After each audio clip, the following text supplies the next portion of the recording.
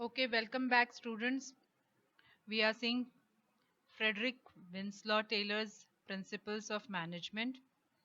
हमने दो point already देखे. First one, science not thumb rule, यानी कि कोई भी सेड रूल जो बहुत ट्रेडिशनल है या डिक्टेटरशिप जैसा है कि नहीं भाई यही होना चाहिए, ऐसे ही होना चाहिए, और मैनेजमेंट में not a good idea.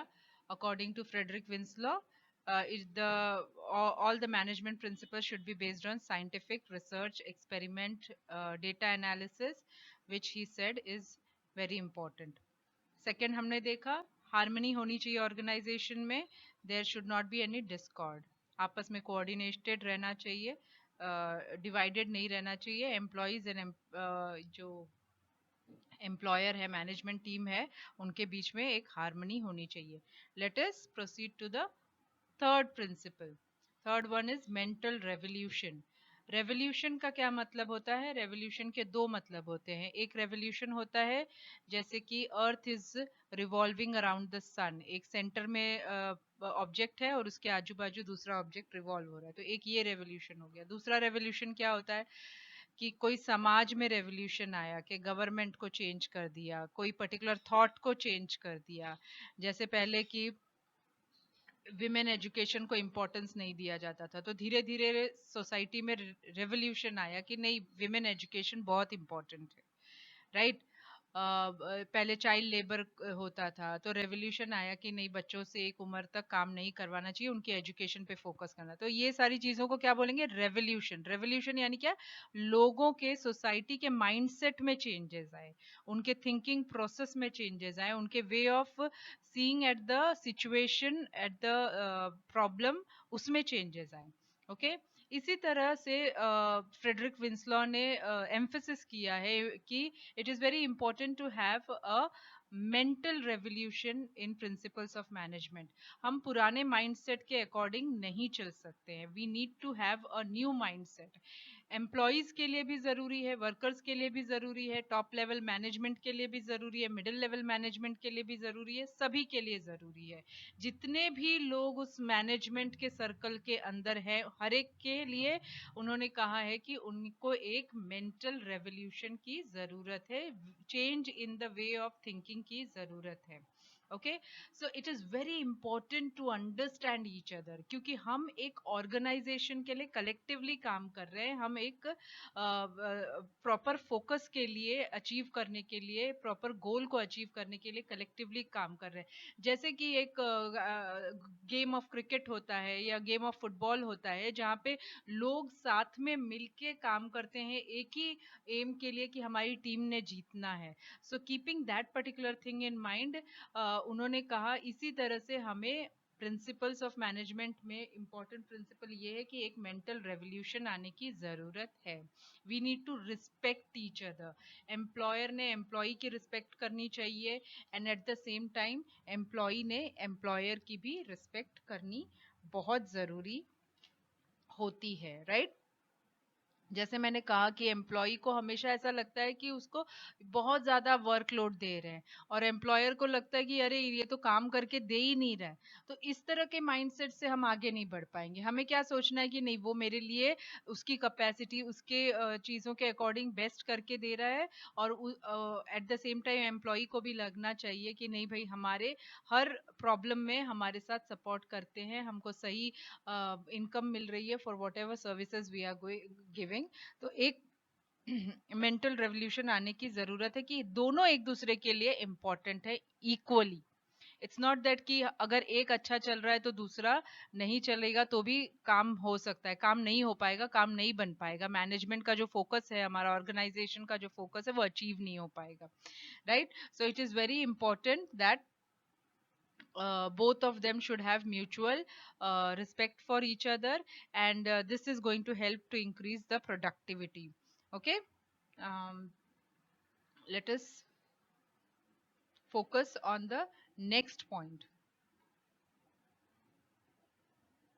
that is cooperation, no individualism. इसका क्या मतलब होता है? इंडिविजुअल का क्या मतलब होता है? सिंगुलर, एक व्यक्ति. ओके. तो ऑर्गेनाइजेशन एक टीम वर्क है, जैसे मैंने बोला कि जैसे कोई क्रिकेट का गेम हो या फुटबॉल का गेम हो या किसी बड़े ऑर्गेनाइजेशन को चलाना है, ये हमेशा एक टीम वर्क होता है, एक इंडिविजुअल का काम नहीं होता है। लेकिन इस टीम में हर इंडिविजुअल इंपॉर्टेंट है और हर इंडिविजुअल का एक सेम एम है, ऑर्गेनाइजेशन को बेस्ट करना, उसको ऑप्टिमम अपना वर्क देना और उसका जो गोल्स है उसको अचीव करना, राइट?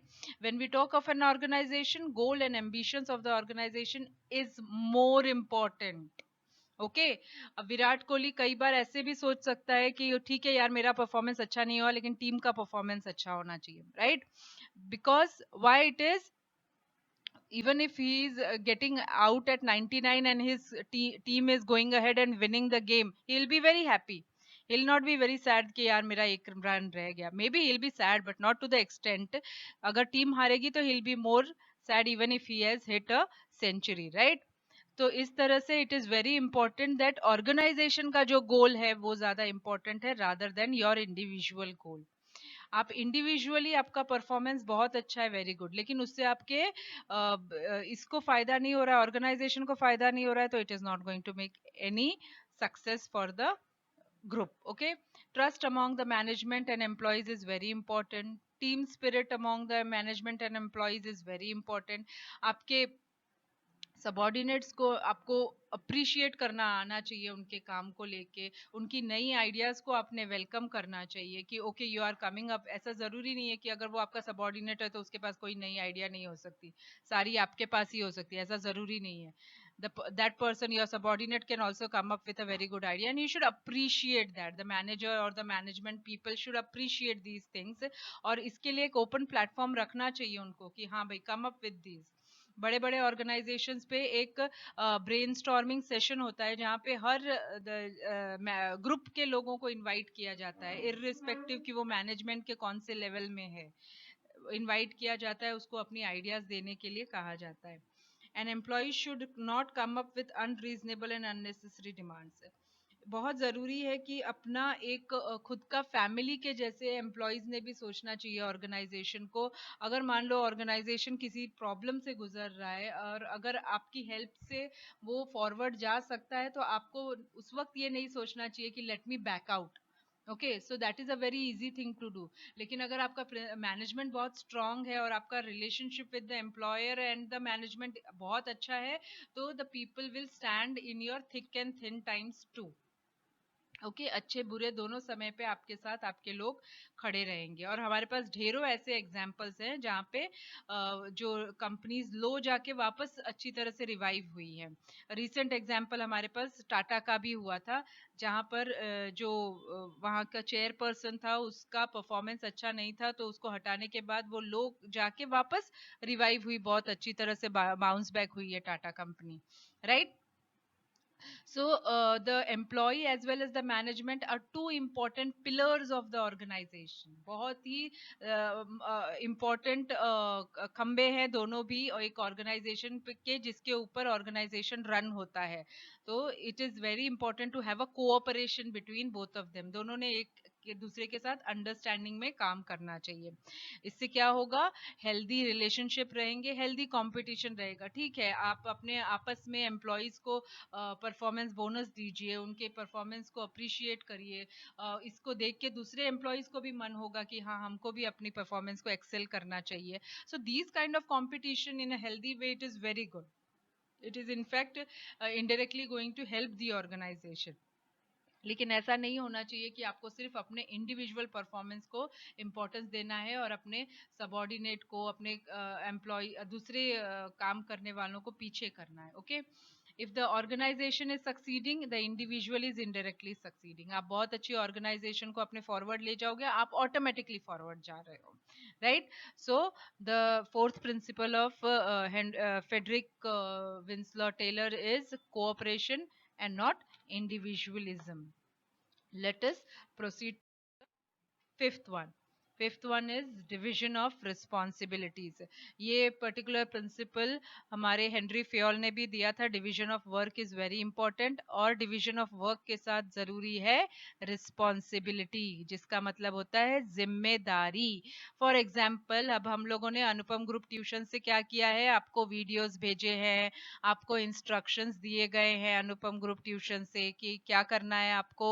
आपको नोट्स बनाने अपने बुक में, आपको सारे वीडियोस को गो थ्रू करना है थरली, आपको एक्सरसाइज सॉल्व करना है, आपकी सेल्फ स्टडी करते रहनी है, आपका कॉलेज का टाइम आपको यूटिलाइज करना है। अब आपकी रिस्पॉन्सिबिलिटी क्या है कि इन इंस्ट्रक्शंस को आप फॉलो करिए और अपने रूटीन में लेके आइए। इससे किसको फायदा होगा? इनडायरेक्टली आपको फायदा होगा।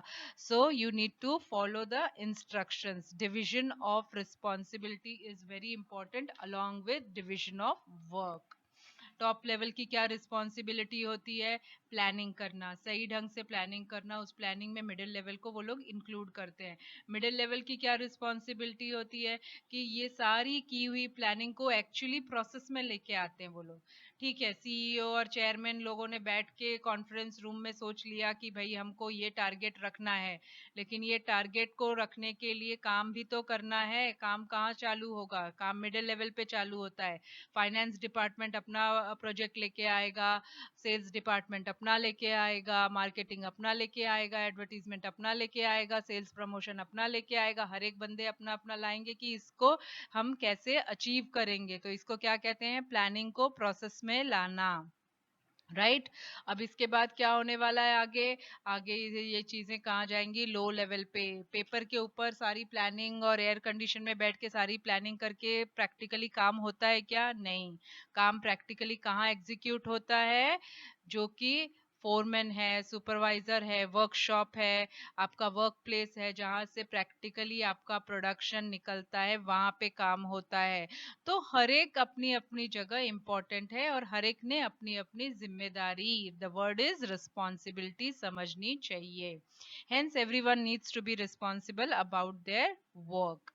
Okay, let us go to the last principle. Last principle क्या है? Development of employer and employees for greater efficiency and maximum prosperity. इसका क्या मतलब होता है कि टाइम टाइम पे हमें employees as well as employer का अपग्रेडेशन करना पड़ता है। आप कोई गेम खेलते होगे, उसमें आपको अपडेट्स आते हैं ना। वो अपडेट्स क्या होते हैं कि आपको अपना सॉफ्टवेयर अपडेट करना है, आपको क्या करना है, अपना पीसी अपडेट करना है, या फिर आपको अपना जो गेम ऑलरेडी लॉन्च किया रन कर रहा है उसमें कुछ नया अगर आया है तो उसको अपडेट करके लेना है। तो ये अपडेट होता है। इसी तरह से एम्प्लॉयर्स और एम्प्लॉयज को भी अपडेट करना है। जैसे मैंने आपको पहले भी एग्जाम्पल दिया हुआ है, पहले सब लोग गवर्नमेंट एम्प्लॉयज से पेपर वर्क होता था, फिर गवर्नमेंट एम्प्लॉयज को क्या किया गया? कंप्यूटर की ट्रेनिंग दी गई, वो एम्प्लॉयज और भी ट्रेन हुए, बेटर हुए। ठीक है, इसी तरह से सारे ऑर्गेनाइजेशंस में employers as well as employees should be getting upgradation, should be developed. और इसके प्रोसेस क्या क्या होते हैं? स्किल डेवलपमेंट करना है, उनका जो भी स्किल है उसमें कुछ नया आया है तो उसको ऐड ऑन करना चाहिए। राइट, नई ट्रेनिंग देनी चाहिए। अगर जब टीचर्स के लिए जैसे होता है, जब न्यू सिलेबस आता है तो फिर गवर्नमेंट उनको बुलाती है, बोलती है कि अब ये नया सिलेबस आया है, इसमें आप लोगों को ट्रेनिंग दी जाएगी कि और बच्चों को क्या क्या बताना है। राइट, तो इसके लिए क्या करना पड़ता है? सेमिनार्स अटेंड करने पड़ते हैं, बहुत सारे वेरियस डेवलपमेंट प्रोग्राम्स अटेंड करने पड़ते हैं। तो इस तरह से अगर हम लोग ट्रेनिंग और डेवलपमेंट प्रोग्राम्स अपने employees as well as employers को देंगे तो हम लोग अपडेटेड रहेंगे, अपग्रेडेड रहेंगे, at par with the world रहेंगे। दुनिया में जो चल रहा है हमको पता रहेगा। Okay, so we will be able to give our performance according to the performance of the world around. हम लेड बैक नहीं रहेंगे, हम पीछे नहीं रहेंगे किसी से, हम लोग एट द पार रहेंगे। Right, so now we are finishing with all the principles of Frederick Winslow Taylor. These are 6 principles. First one was science, not rule of thumb. Second one was harmony, not discord. Third one was about mental revolution. Fourth one was coordination होना चाहिए आपस में. And fifth one was division of responsibility. Sixth one is development of employer and employees for greater efficiency and maximum prosperity. Prosperity kiski hogi? Organization ki, right?